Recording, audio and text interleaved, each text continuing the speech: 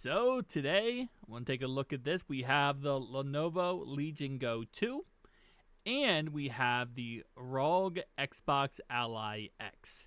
Now, for the Legion Go 2, this is the 32GB model, but it is going to be the 7,500 mega transfers per second model because it's a Costco edition. It's a Costco or UK edition.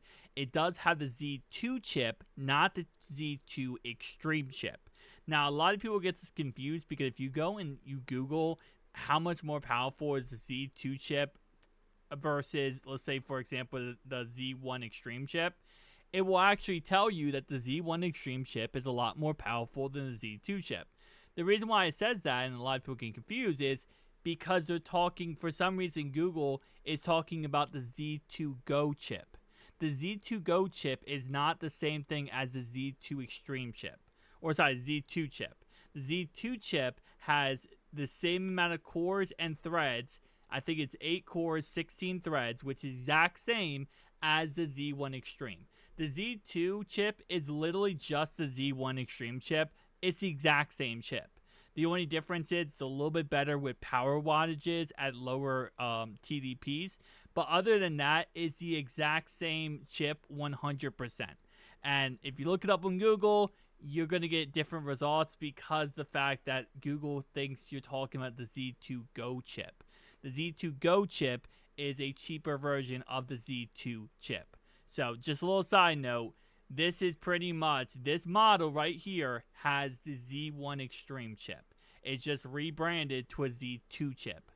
While the, of course, ROG Xbox Ally has the Z2 Extreme AI Edition. So if you do get the maxed out version of the Legion Go 2, you are only going to be getting the non-AI version, while, of course, the ROG Xbox Ally does have the AI version. The AI version has the MPU chip, which is pretty much an AI chip. It lets you be able to offload AI tasks to a separate chip so that it's not going through the cloud. It's just going on the actual system. So it's offloading tasks to a separate chip to make everything go faster. That's not the case when it comes to even the maxed out version of Legion Go 2. So for our benchmarks today, I did max out both of these bad boys right here. For the Legion Go 2, my model can only go up to 10 gigabytes of VRAM. So I can only allocate 10 gigabytes, even though I do have 32 gigabytes. I think this is because this is like the Z2 model, because I know the Legion Go 2 normal model, the maxed out model, the one with the Z2 Extreme, you can allocate as much VRAM as you want.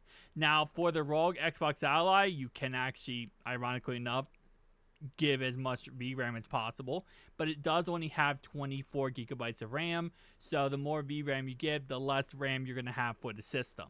But both of these today will have 10 gigabytes of VRAM allocated with, of course, 14 gigabytes for the ROG Xbox Ally with 22 gigabytes of RAM for the Legion Go 2.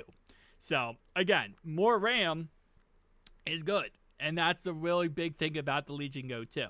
Now, as we go throughout these benchmarks, let me give my opinions on the thing, okay? First off, the screen is amazing. The Legion Go 2 screen is absolutely gorgeous. It's an 8.8-inch AMOLED display. But I think a lot of people don't realize that it is actually not a bad screen on the Xbox ROG Xbox Ally X. It's an amazing screen. I know it's 7 inches. I know it's an LCD. I know, it's not the 8.8-inch beauty, but it is still an amazing screen. And if I had to choose between the two devices, Xbox ROG Xbox Ally X every single day, all day. First off, it's more comfortable to hold, and that's not even a question. Second off, it doesn't get as hot, and it really is a lot quieter as well. The ergonomics of the Xbox Ally X needs to be studied for future handhelds. It is the most beautiful device ever. And again, a lot of the reasons why the Legion Go 2 is, in my opinion, not the greatest is just because of the fact of holding the actual device. Like, it's not really that great to hold. But again, it's kind of like a tablet. I take off the joysticks, I use it like a tablet, and I could just use it like, any other tablet. I can rotate the screen, which you can do, by the way. In case you're wondering how to rotate the screen for Legion Go 2, all you have to do is go ahead and go into your Microsoft registry, and you change, I think it's from a 2E to a 2 in the registry, and that gets rid of the full screen experience. So if you want to have the rotation, you have to get rid of the Xbox full screen experience on the Legion Go 2. But again, for what it is, yeah. Anyway, so again, I prefer the Xbox ROG Xbox Ally any day over the Legion Go 2, but it's still a beautiful device. It's still a very powerful device. And even though I don't have the Z2 Extreme chip, you can see from these benchmarks, it's still a very, very good device. Now, for Forza Horizon 6, this was kind of weird. I actually scored 36 FPS on the ROG Xbox Ally, while for the Legion Go 2, I got 49 FPS. So I got more FPS on the Legion Go 2 than I did for the ROG Xbox Extreme Ally. So kind of weird, to be honest, but like most benchmarks, if you look up the Z2 chip versus the Z2 Extreme chip, it's a 15 to 30% increase, but a lot of that comes down to low TDPs. So like when you're holding it in your hand, you're in handheld mode, and you drop that bad boy down to 17 or maybe 25 TDP, that's where it really shines. It doesn't really shine when you plug in these devices, which I know there are some people who like to utilize these devices as purely plugged in devices. For example, I have been running my YouTube channel over the last 2 months off of my ROG Xbox Ally X, and it's been really freaking amazing. I've ran 5 channels off of it. I've done gameplays, I've done videos of like commentary, I've done a bunch of different mods in College Football 27, and not single issue with the ROG Xbox Ally.